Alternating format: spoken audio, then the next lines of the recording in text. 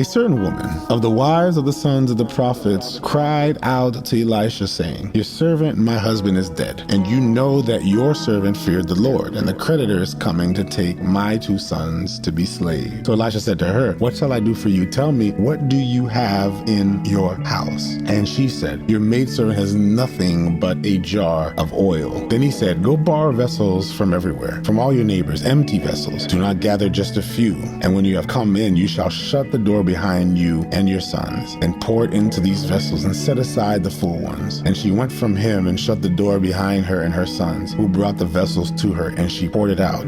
Now it came to pass, when the vessels were full, that she said to her son, Bring me another vessel. And he said to her, There is not another vessel. So the oil ceased. And she came and told the man of God. And she said, Go sell the oil and pay your debt. You and your sons live on the rest. Now it happened one day that Elijah went to Shunem, where there was a notable woman, and she persuaded him to eat some food. So it was, as often as he passed by, he would turn in there to eat some food. And she said to her husband, Look now, I know this is a holy man of God who passes by us regularly. Please, let us make a small upper room in the wall, and let us put a bed for him there, and a table and a chair and a lampstand, so it will be whenever he comes to us, he can turn in there. And it happened one day that he came there, and he turned to the upper room and laid down in there. Then he said to Gehazi, his servant, Call this Shunammite woman. When he had called her, she stood before him, and he said to him, Say now to her, Look, you have been concerned for us with all this care. What can I do for you? Do you want me to speak on your behalf to the king or to the commander of the army? She answered,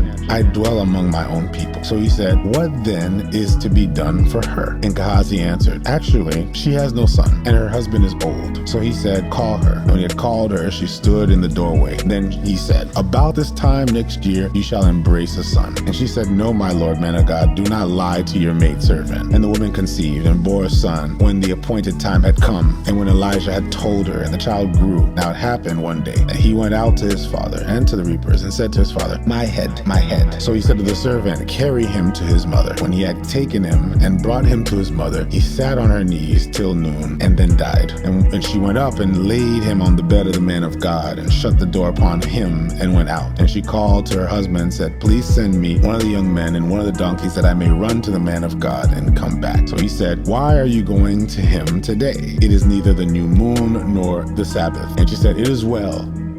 It is well.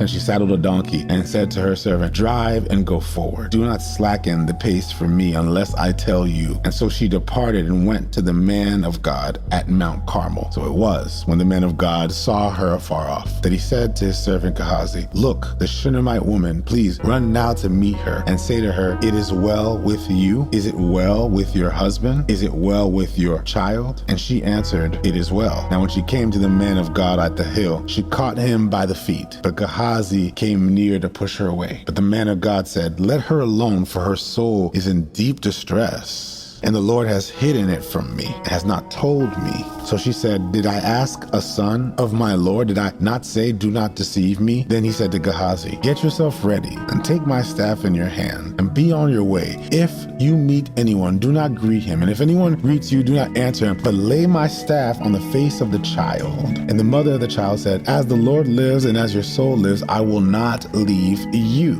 So he rose and followed her. Now Gehazi went on ahead of him, and laid the staff on the face of the child, but there was neither voice nor hearing. Therefore he went back to meet him and told him, The child has not awakened. When Elijah came into the house, there was the child lying dead on his bed. He went in therefore, shut the door behind the two of them, prayed to the Lord, and he went up and laid on the child, and put his mouth on his mouth, his eyes on his eyes, and his hands on his hands, and he stretched himself out on the child, and the flesh of the child became warm. And he returned and walked back and forth in the house, and again went up and stretched himself out on him. And the child sneezed 7 times, and the child opened his eyes, and he called Gehazi and said, Call this Shunammite woman. So he called her, and when she came in to him, he said, Pick up your son. So she went in, fell at her feet, and bowed to the ground. And she picked up her son and went out. And Elisha returned to Gilgal, and there was famine in the land. Now the sons of the prophets were sitting before him, and he said to his servant, Put on the large pot, and boil stew for the sons of the prophets. So he went out of the field to gather the herbs and found a wild vine and gathered it from a lapful of wild gourds and came and sliced them into the pot of stew, though they did not know what they were. And they served it to the men to eat. Now it happened, as they were eating the stew, that they cried out and said, "Man of God, is there death in the pot?" And they could not eat it. Then he said, "Then bring some flour." And he put it in the pot, and he said, "Serve it to the people that they may eat." And there was nothing harmful in the pot. Then a man came from Baal Shalisha and brought the man of God bread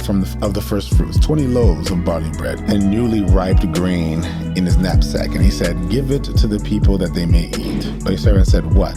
Shall I set this before 100 men? And he said again, "Give it to the people that they may eat. For thus says the Lord, they shall eat and have some left over." So he set it before them, and they ate, and there was some left over according to the word of the Lord.